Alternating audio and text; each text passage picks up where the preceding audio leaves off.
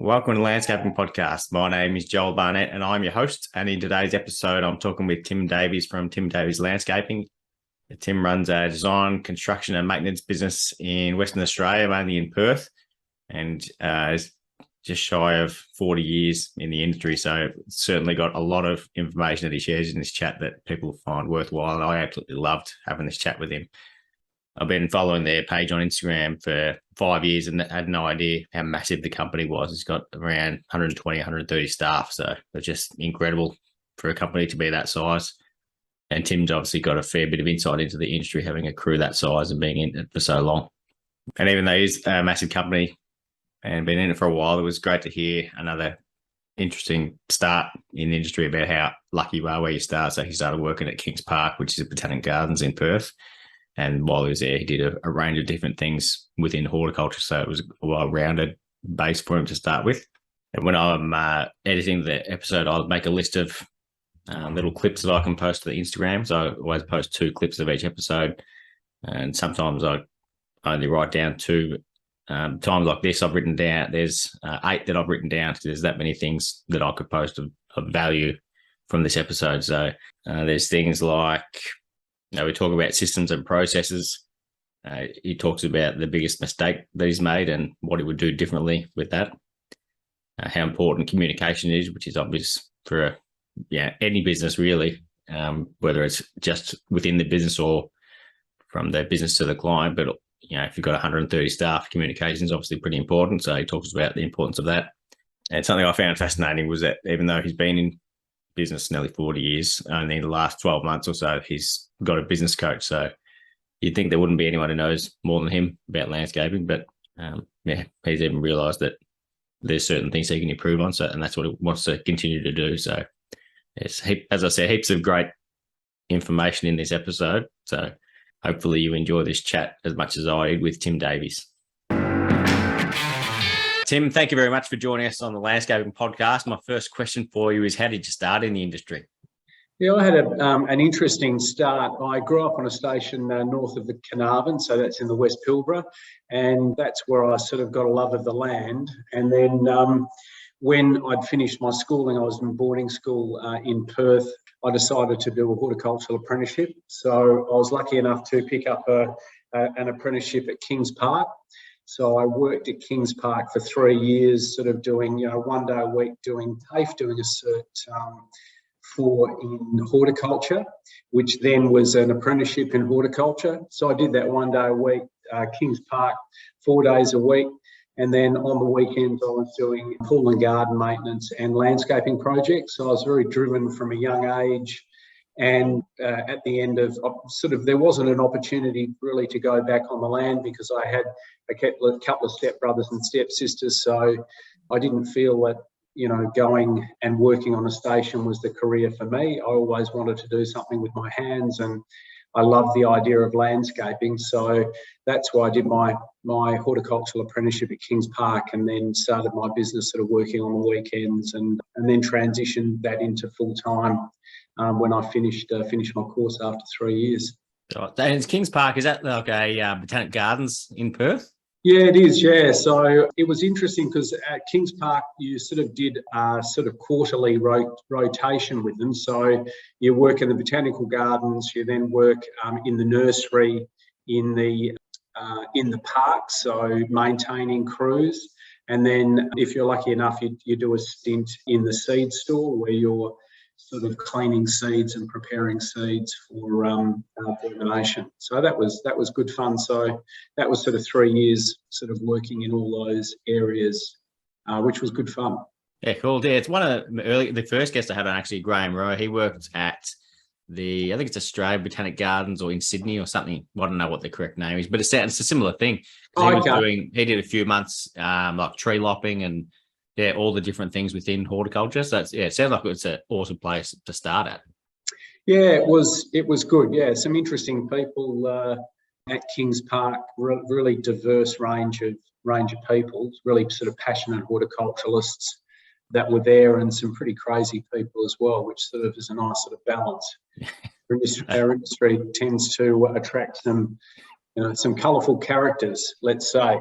Yeah, they make things a bit of fun. Yeah. So you went straight out from yourself, working for yourself after working there? I did. Yeah, I was just very driven, and I had a ute. We really just started with a ute and a wheelbarrow, and started taking on projects and started doing residential and commercial projects, and have always sort of had a passion for designing. So we're a design sort of build maintain company, sort of based in Perth, Western Australia, and we do work, metro work. We also do work up north in the Pilbara, and have done a lot of work there. We had an office in Port Hedland and Newman for a while.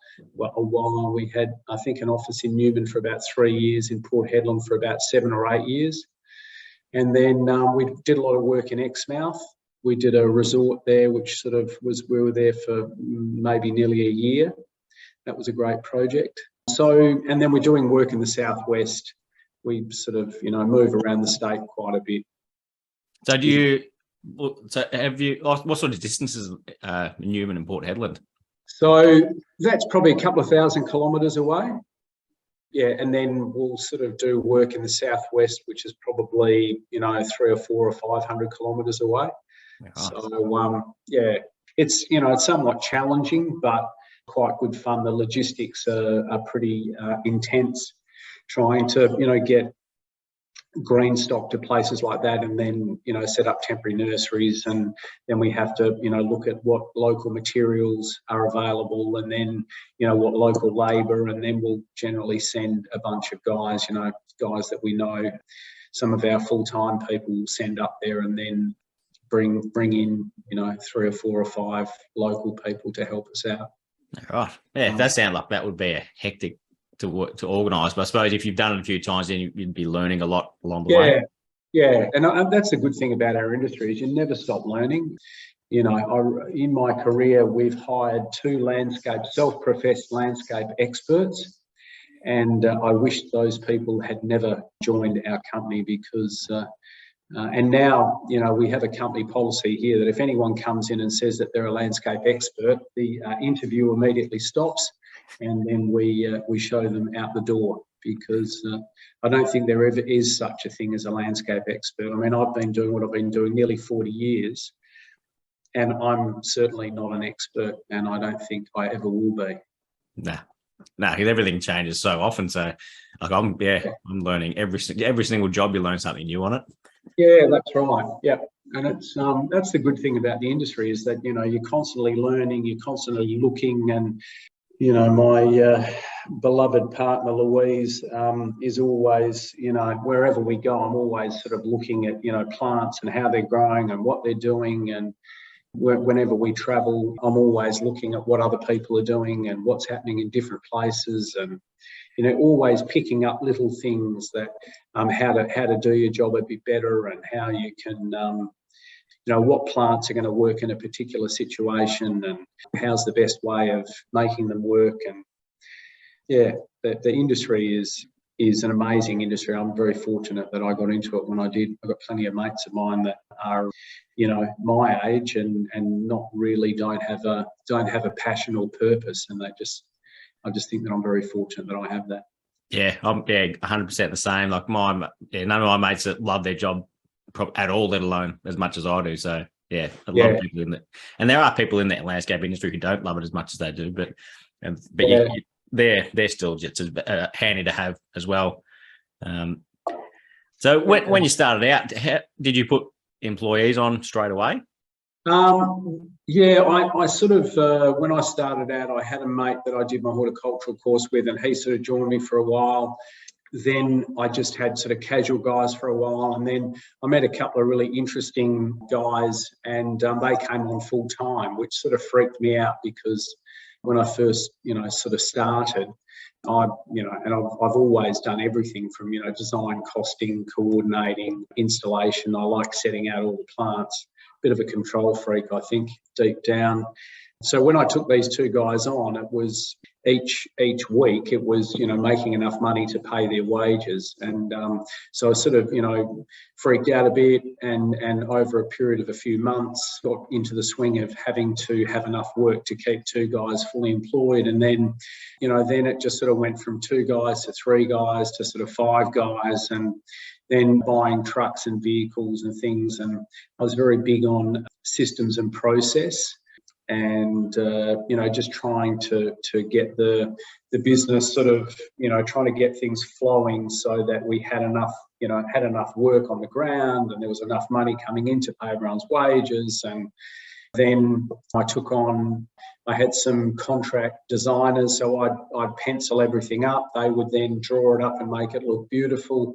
And then, I took on a graduate landscape architect, and then, slowly sort of built up, 1, 2, 3, 5. And I think in the design team now we've had up to 6 in residential. We've got 4 in residential, and then in commercial we've got 7. So, we're running 11 designers, so landscape architects and designers across residential and commercial. Right. And do you do any design still? I still do, yeah. I still love designing projects and working with the design team. So I'm really good at big picture.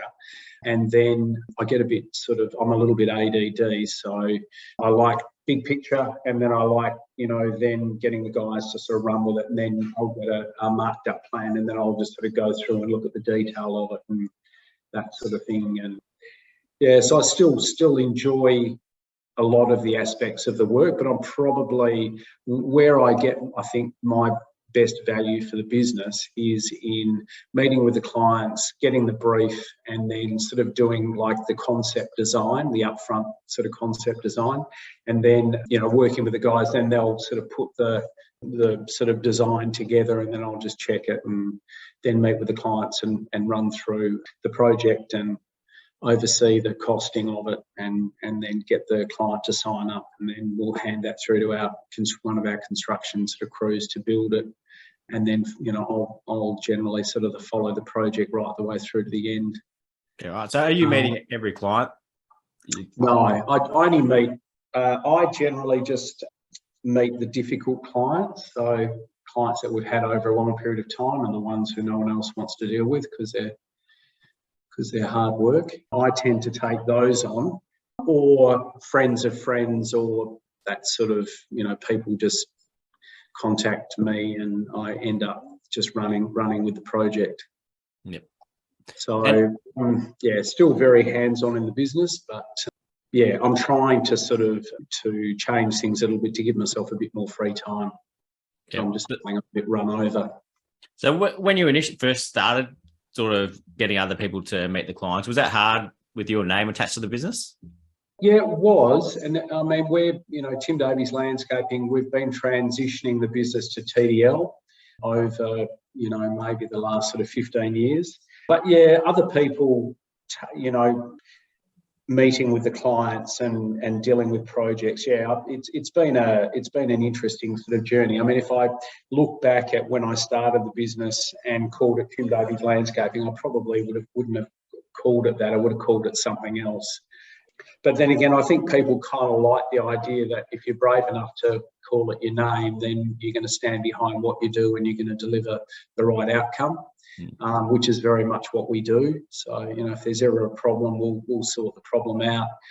We don't walk away from clients. If there is a problem, and inevitably, you'd like to think you're never going to have a problem on a project, but inevitably, something will sort of go a bit sideways, or if you're a bit too brave in the design process and you design, that 3-legged dog, now and again, you have to, change things and modify things, and it might cost you a bit of money or time and effort, but that's just what you're going to have to do to get it sorted out. But you don't want to just be, I don't feel like we want to be delivering meat and potatoes the whole time. You've got to spice it up a bit. You've got to sort of think outside the square, and you've got to try different things. And most of the time you've got to get it right most of the time, but occasionally if you don't, then you're when you're designing something, or when I'm designing something, I always am thinking, what's the fallback position if this goes a little bit south?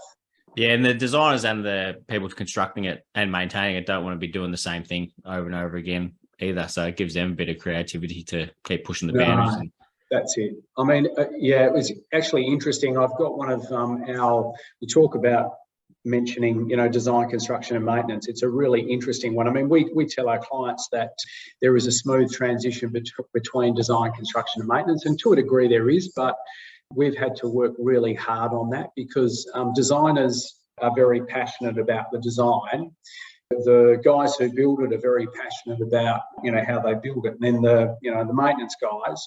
But if there are problems and issues sort of floating between them, then you've got to be very careful when you're a design, build, maintain to make sure that there's good communication around that. And we have had situations, over the last 40 years where the construction guys are pissed off with design because they're designing something that, where they think that it could be different. And then the maintenance guys are a bit upset because the guys are using a particular sprinkler, which inevitably they have issues with, or valves that they have issues with. So what we try to do is try to sort of get a good level of communication, and so everybody takes ownership from design through to construction through to maintenance.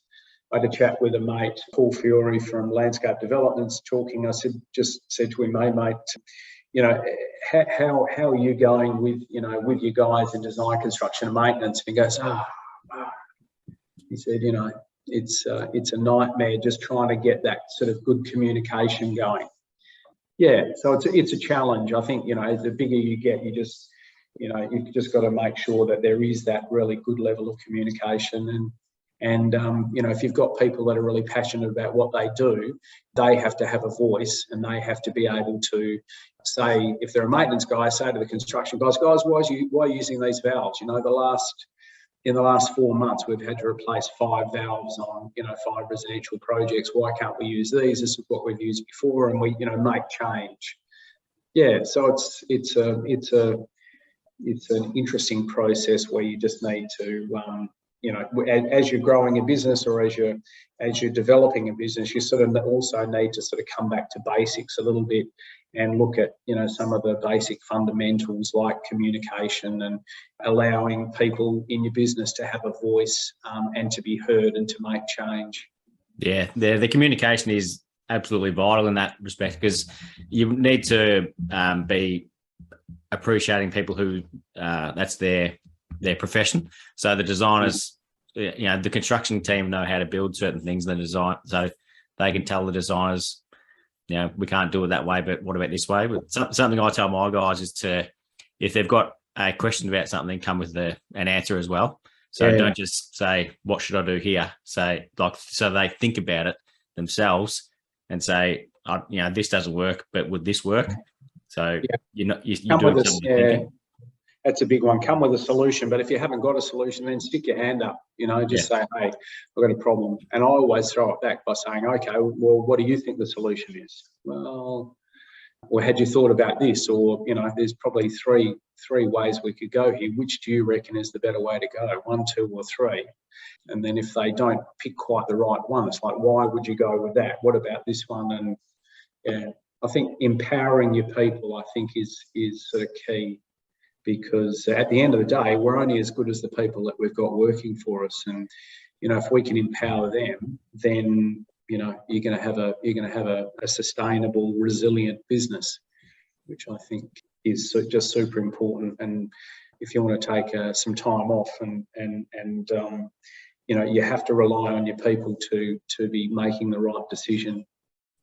Yeah, I've got 2 quality guys working with me, and something a lot of people say they need to, when they're a business owner, they need to sort of step back and, like you say, empower your staff. And one thing I found myself doing, which I'm getting better at, is not micromanaging them. So they might do something a way I wouldn't have done it, but it's fine still. So there's no point in me saying, I would have done it this way, unless it's a lot more efficient or different. So you've got to sort of give them a bit of leeway to learn themselves as well. Yeah, learn and make the odd mistake, and then reflect on it and that sort of thing. Yeah, it's a fine balance between that micromanaging, because at times I find that I have to jump in and micromanage in a particular situation because we're on a tight time frame, or maybe, you know, the client's very particular, and we had an architect that we were doing a job for, and we had to, where we'd usually have, you know, a 3-man team on the job, we had probably 12 because we had to get the project finished because there were photographs being taken and it was going to be a home open situation. And we just had to smash 12 guys into there over 3 days just to belt it out, which was great fun. But geez, it was incredibly stressful. But then I was micromanaging. I drove all my guys a bit mad in the process because it was just hectic. I think we had 30 cubes of mulch. We had 20 tonne of limestone retaining. We had 300 metres of steel edging. We had a couple of thousand plants. We had, it was just. But the job turned out really well. Levels were really great. The client was really happy. The retaining worked out really well, and the whole job looks hot. But it was just super stressful.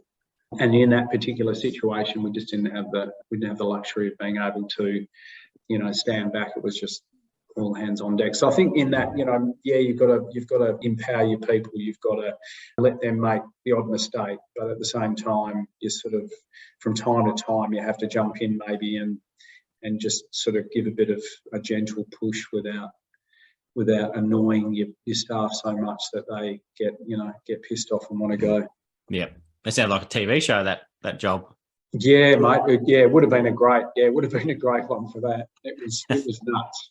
It was nuts. We had an amazing cat.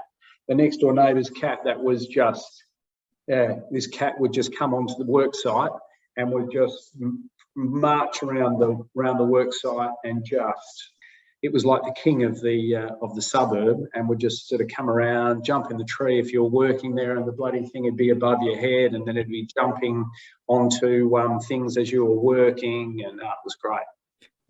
And you mentioned systems and procedures, how keen you are on them earlier. Yeah. So how did you learn about them? Mate, just probably, just over years of refining, systems and processes. And we became a quality assured company because back in the mining boom, we were doing a lot of work for BHP and Rio. And we thought, wouldn't it be a wonderful thing if we were quality assured? We'd be the first landscape company in Western Australia to be quality assured. And that'd be an amazing thing. BHP and Rio, we'd pick up all this work and it'd be very, very cool. So we embarked upon this journey, which took us, I don't know, it felt like it took us 2 years. It might have been 18 months. And we eventually got quality assured. We screamed from the rooftops that we were quality assured. And at the end of the day, it just didn't make any difference in picking up work. It was a good process to go through, but at the end of the day, it was just very expensive and very time consuming. We run a quality sort of system, but it's not quality assured. So that was a big learning for us. But I think, we have lots of, safety policies and procedures, and we've got policies and procedures everywhere. But what I realised a while ago, a number of years ago, was that if you have your people empowered, and if you have really good team spirit, and if you have your guys that are really proud to wear your logo on their back, or shirt with the logo on their back, then and you have a motivated team that love what they do and want to deliver the right outcome, you don't need to have so many policies and procedures. I mean, you need to have them, but I've seen guys that, have a policy and procedure for everything. And at the end of the day, you've got to sweep your truck out and get rid of the rubbish. You've got to do this, you've got to do that. And, there's a policy and procedure for bloody everything. But I think you can overdo it, but I think you just need to have, I think everybody needs to understand what they need to do in the business to be successful and to be a valued member of the team. And if you can sort of, demonstrate what they need to do their job really well and to be a valued member of the team, and you show your staff a career path that, if you stay in this company and you commit to the company, then this is what the company can do for you, and this is your career path. I think that's really, really invaluable. But policies and procedures, something that I've been working on for years and years, and we, continue to refine that sort of process. Have you ever had a business coach? Yeah, interesting. I was thinking about what we were going to talk about this morning, and I've only recently got a business coach in the last maybe 12 months, and that's amazing. And the reason I said that I was thinking about that this morning, if there was one thing that after nearly 40 years, 39 years in my business, I would say to anybody who is trying to build a business in the landscape industry is really get a good business coach.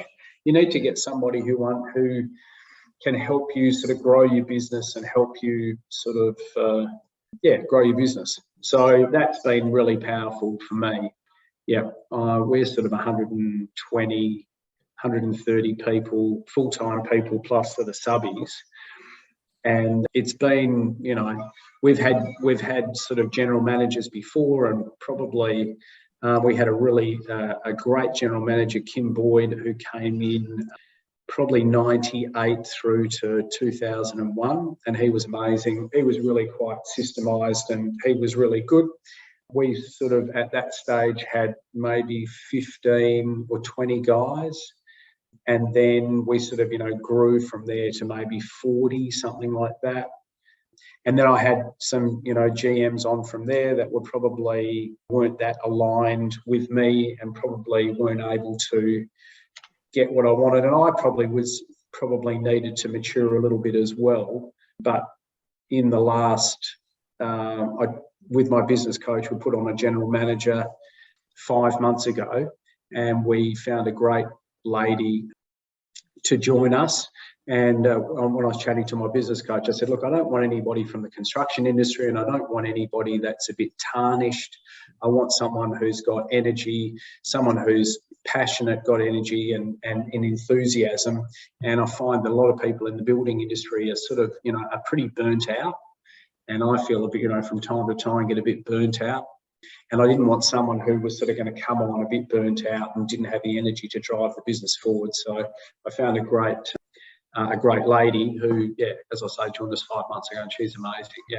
That's been really very beneficial for the business and for me to be able to have somebody who just deals with all the day-to-day stuff, looks at our operationally, any of the issues operationally, and just has been working through those and getting a good level of communication with the business, with the finance team, the construction team and the design team, and getting, that really a good level of communication, understanding, and sorting out any issues and problems. And now we're sort of probably a lot more resilient company, which it's been a good process. So, the key to that is just finding the right people with the right attitude and the right level of experience and capability to join your company. And I suppose over the years, I've looked at some of the people that have come into TDL, and we've had some really good people, but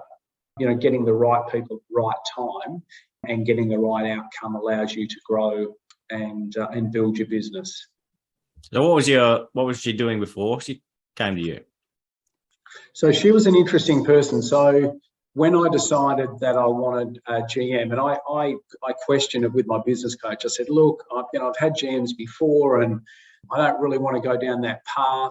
And he just said to me, he said, listen, your business is turning over $25 million. You've got 120 staff. You just can't do it. You can't really do everything. You've got no time.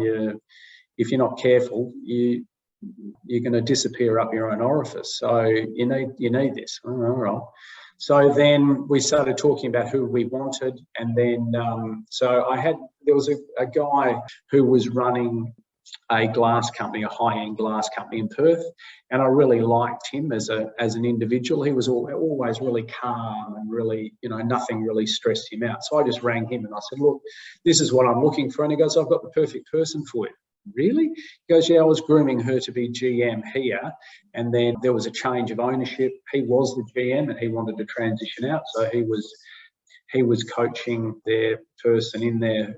So he just said, why don't you have a chat with this person? So it was the only telephone call I made. And then I contacted Tina, who was then, so she'd been Perth based. She went to Melbourne, was in a role in Melbourne for a couple of years as a operations and sales for an international glass company.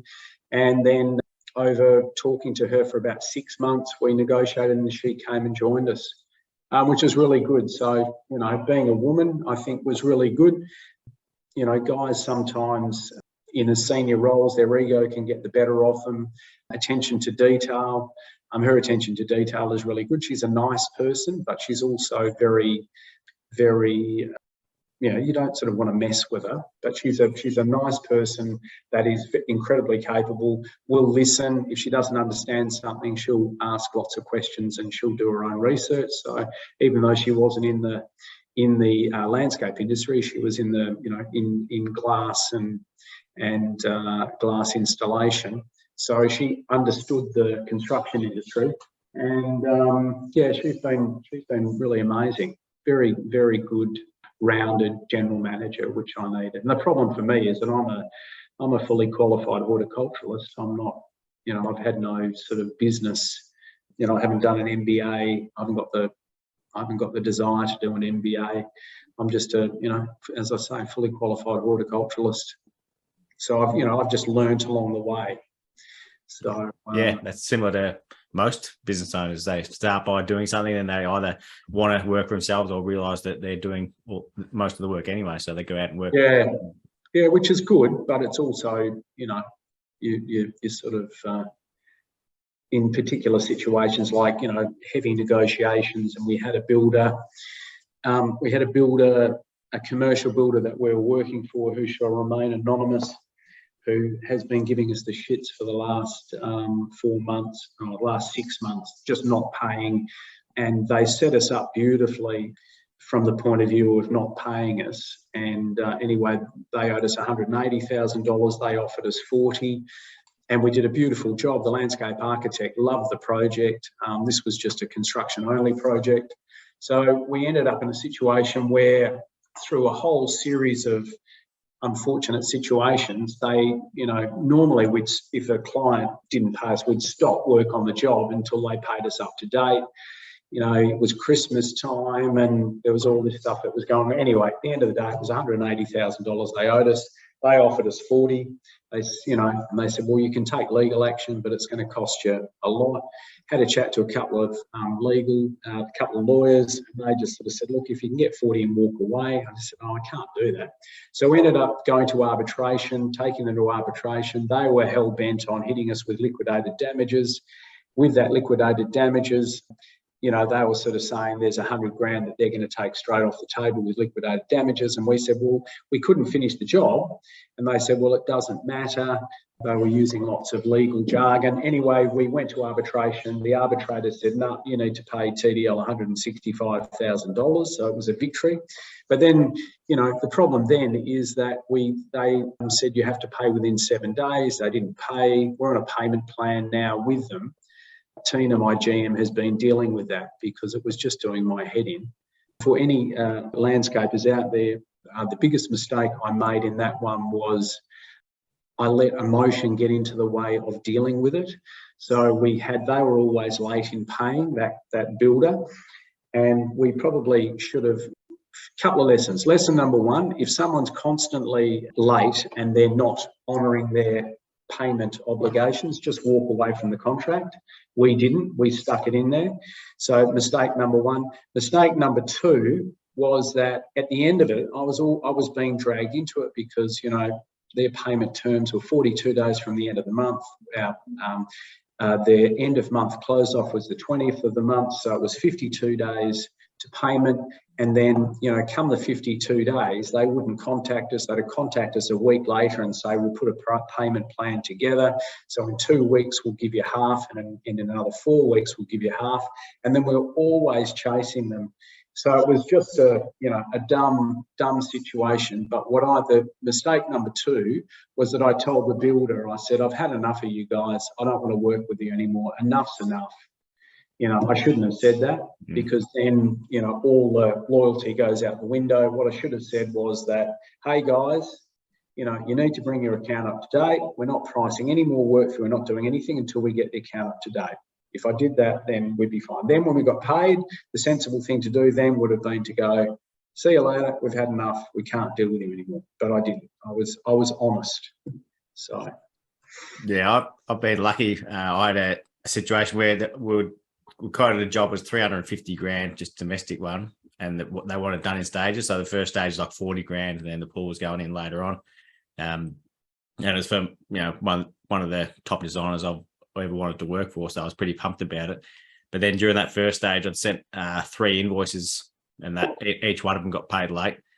And before I sent the last one, I said, "Can you pay this one on time?" And then they said, "Oh, we pay out invoices on the 1st and the 15th of the month."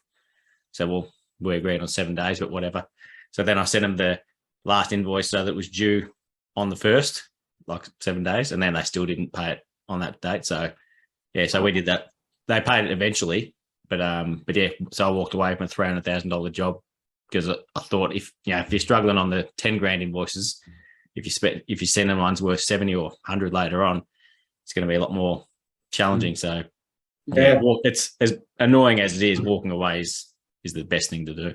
I think it is, yeah. And one of the things that I think is really empowering is that you don't, when you meet a client and you're looking to do a project for them, you've got to remember it's a two-way street. They have to like you, and they have to believe that they're going to get the right outcome from you. But at the same time, you're interviewing them and you're working out whether you want to have a 3-month relationship with these people, or a 6-month or a 12-month relationship with them. And if you don't get the right vibe, then you shouldn't really go ahead. I just think, firing a client can be sometimes the best thing that you ever do. If you don't get the right vibe from somebody, and you feel that you're gonna be taken advantage of, you better just to focus your energy in a different area, because those really difficult clients, you're not going to make money out of them. You're better off just sitting on the beach rather than going through all the pus and pain of doing that. And I just think the other thing that is we were very poor at was asking for money. And I think what we've done now in our quotes is it's just really clear that payment is 7 days from the date of invoice on residential projects, commercial project 30 days from the end of the month. But I also think you've got to, when you put your invoice in, you've done the work, right? So I just, we had always had a very cap in hand approach to getting paid. And, we were always very, probably not as, what's the right word? We were probably very reserved in actually asking for the money. But I think what we're doing now is we're just being very upfront about, hey, the invoice is coming through for the 7th of the month. We really appreciate payment for that. And then if we don't get paid on, that time, then we follow it up and we do get paid, which I think is really important, because everybody needs to respect a business, and they need to respect the fact that you need to get the money in. And if you have payment terms, people need to adhere to those payment terms. And if they're not going to adhere to those payment terms, then it's not a good relationship, and it's not a respectful relationship. So, we take what we do very seriously. We feel that we're a very professional landscape company, and we do the right thing by people, and we deliver a great outcome. And I think it's important for people to pay when they're meant to pay. Yep. Yeah, you've got to treat it like a business transaction, because that's what it is. Like, the clients might get emotional about the project because they're loving how their place is going to look, but at the end of the day, it's a business transaction, so they got to pay. Yeah, pay for what they get. That's right. Yeah. Going back to your business coach, did it take you a while to find one that was going to be right for you? Because I'd imagine you've got a lot of experience and a lot of business coaches. Yeah, look, I went through a bit of a dark sort of stage where I was sort of, just everything was getting a bit much for me. So I just figured that I needed to find somebody to help me out. So I knew there was a couple of guys I knew. I had a chat to them, and they said, listen, there's a business coach that they use in their business. So I got in touch with him, had a bit of an interview. He seemed, a pretty casual, relaxed sort of guy. So I was a bit sort of taken back that he wasn't more salesy. So I then just asked him if I could get 5 references from him. So I rang the 5 people, and they all just had a glowing experience, and they gave him the thumbs up. So that's how I ended up going with that. But I think the difference between an average business coach and a really good business coach is probably the difference between growing your business sort of successfully and sustainably, and maybe not. So it's a little bit like doctors. If you're going to go to a doctor, you might go to one doctor and you don't feel that comfortable. You go to another one and you think, shit, this is great. So you just got to get the right person with the right attitude. And then I just do, at the moment, a fortnightly catch up with that person. You might just want to do a monthly or 6 weekly, or every couple of months. But I think it's a case of finding the right person, and then just sitting down and mapping out, with your business where you want to go, and how you want to grow it, and how's it going to look going forward. So look at a 1-year plan, a 2-year plan, a 5-year plan, a 10-year plan. Yeah. So you make those plans for your own business? Yeah, I do. Yeah. And we're about to sort of look at a 5 to 10-year plan, and then bring our people in on that and share the vision. Because the problem is that I've got a lot of it in my head, and I need to get it out of my head, and I need to get everybody to understand what my vision is. But things will change and move depending on opportunities and your people that you have in your business. Do you do any pools, or have you ever thought of doing that? We've got a couple of pool builders that we use. We've toyed with doing them ourselves, and it's probably something that we will move into.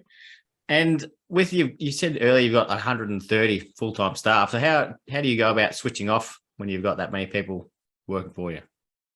Just a lot of hallucinogenic drugs, really. Joking. So do you need to switch off, or? I sort of do. I've just taught myself to switch off over the years. You just have to. I used to get really wound up, and then whenever I'd go on holidays, I'd get sick. So I'd sort of take off, go to Bali for a week or something, and then I'd just get really sick in the hotel and have a shit sort of holiday, but come back somewhat relaxed. So now I do try to switch off, and to a certain extent I do. But I do sort of doing yoga 3 times a week, so that sort of helps a bit with the head and with the body. I do a bit of off-road motorbike riding with mates, with a couple of mates, and I'm sort of restoring, old Alfa Romeo. So that's sort of quite good fun, just to switch off and do that sort of thing. So yeah, I think switching off is important, and not letting the business consume you, because it can consume you. And at times over the years, it has completely consumed me, and you've got to be able to sort of switch off and just sort of have a life as well. Yeah, I find there are times where you do need to knuckle down, and you might need to work like a maniac for a couple of months or a few months, but as long as that's not what it's consistently like, then it's not necessarily a bad thing if the business is still going well. Yeah, that's right. Yeah. I think everything's in ebbs and flows, isn't it? You have a period where you just really have to sort of completely smash it. What we're sort of finding at the moment is, from a business perspective, because there's so much work out there and there's so much going on. And the first time, we're generally booked out 3 to 4 months ahead. At the moment, we're sort of booked out probably 7, 8 months ahead. So it's just, it's a pretty crazy time. And what we're just mindful of at the moment is making sure that we don't burn our people out, which can tend to happen. Yeah, I was just about to ask about your staff. Like, how do you keep them all like happy with that many people and personalities going around? Yeah, look, we've got a HR manager who's really good. We've got a social club. We do, a really good Christmas party. We do a mid-year function, which we call a shindig. We just had that. So when we employ people, we make sure that they're passionate and we make sure that they're sort of, they love what they do. And then we just keep a bit of an eye on them to make sure that they're not sort of overdoing it. So I suppose, we do a Are You OK Day. So we do sort of lots of functions and things through the year just to make sure that the people are okay. And then, we try to get everybody together socially 5 or 6 times a year, which is I think is really important. Yeah. With your apprentices, do they do off-site learning, and is it in landscape construction?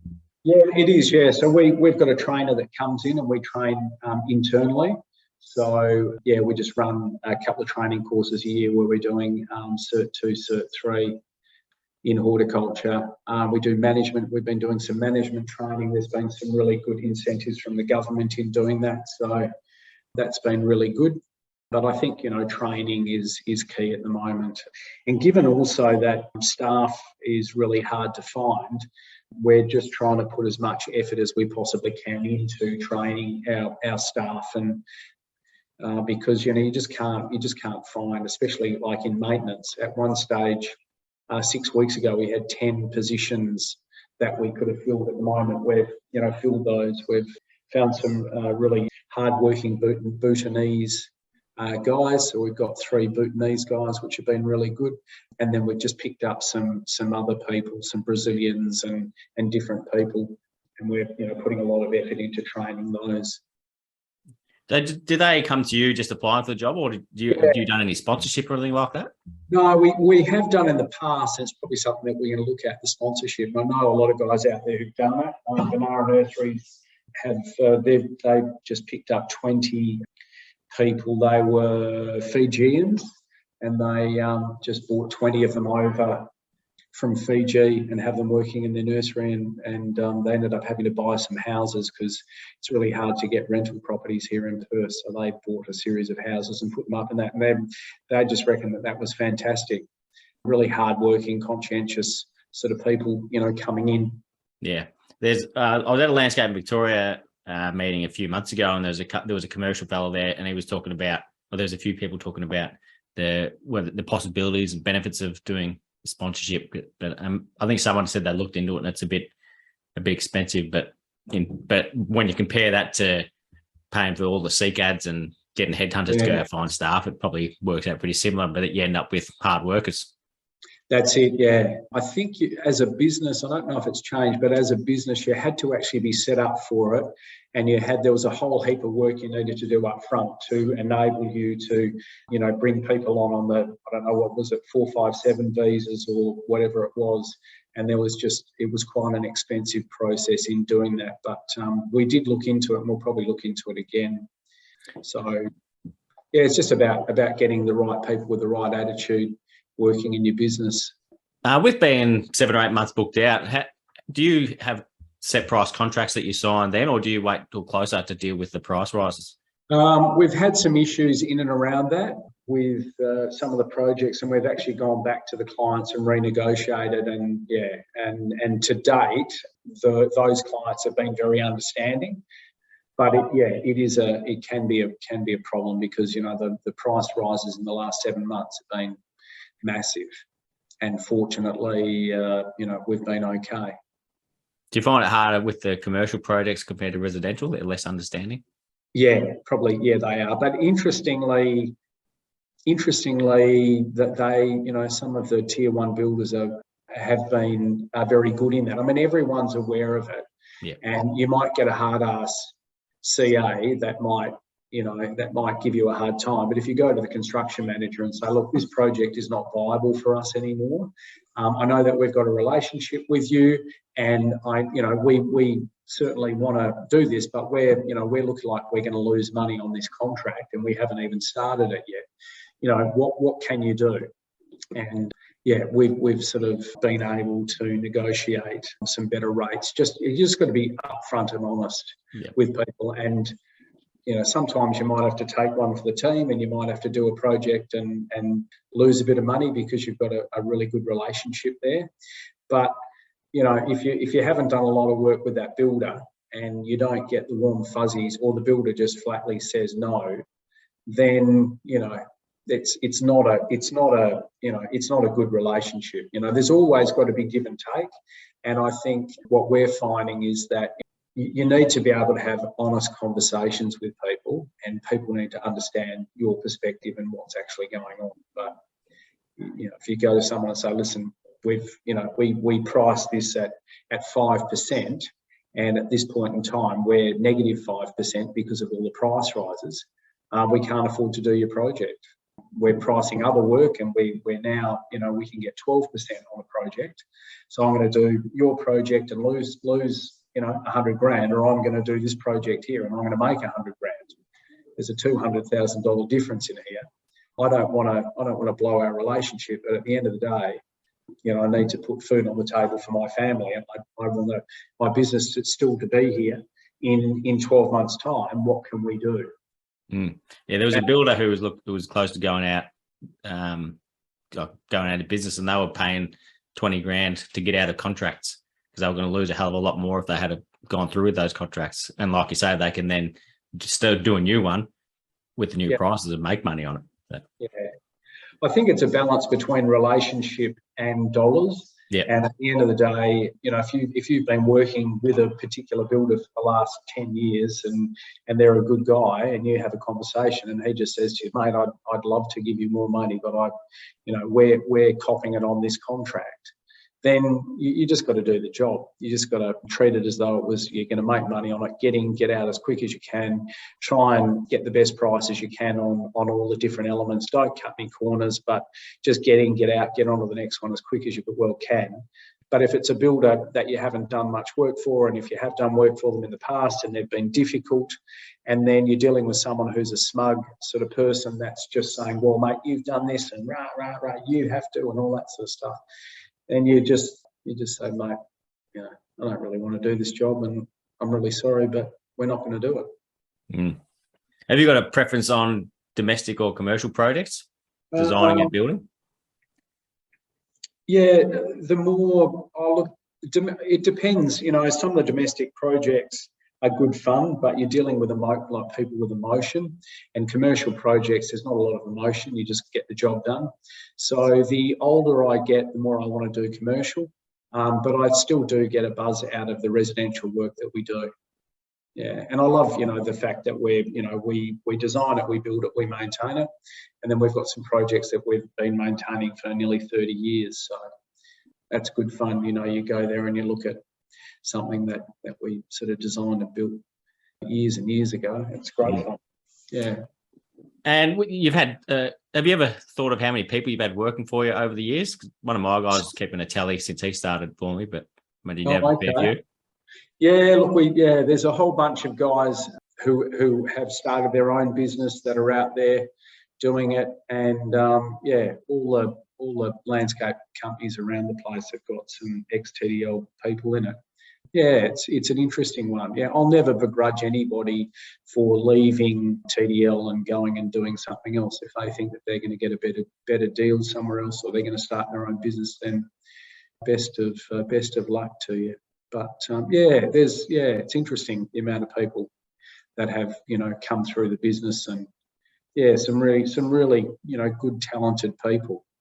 It'd be nice to still have them working the business, but as I say, you can never begrudge anybody for wanting to go and do something for themselves, or think there's a better opportunity, or just getting the right fit. So some of the people probably don't align with the culture of the business here. So we're very passionate, we're very driven, we love what we do. We like to have a bit of a laugh and have a couple of beers at the end of the day, and sort of, our culture, I suppose. We want to have a laugh. We like to take the piss, but we like to have a good time, and we like to work hard, and we like to, achieve a great outcome. And for us, a good project is if we're really happy with the end result, the client's happy with the end result, and we make margin. And, if at the end of the day, we're really happy, the client's happy, and we don't make margin, then it's unfortunate, but, that's still a successful job to us. Yep. And the last question for you is, who would you recommend as a good guest to be on this podcast? A good guest. A good guest, I reckon, would be maybe Rick Thomas. So Rick was one of the founding members of the Arbour Centre, and he's a colourful character in that they were probably Australia's leading company in arboriculture and tree transplanting. And Rick he was doing a lot of work in Southeast Asia and Singapore, and started up an arboricultural consultancy business in Singapore. They were transplanting some huge trees, like 100-year-old or 300 or 400-year-old big ficus over there, and doing some amazing work he looked after all the trees for the Arman Resorts. Very passionate, clever fellow, but he'd be a good person to have. Yeah, cool. On the podcast. That sounds good. Tim, can't thank you enough for coming on. I've absolutely loved this chat, and there's been same here. It's been good. Yeah, been a heap of things that I know people will be able to take some advice on. So thank you so much for sharing it and for your time. No worries. All the very best, and all the best to all the other landscapers out there.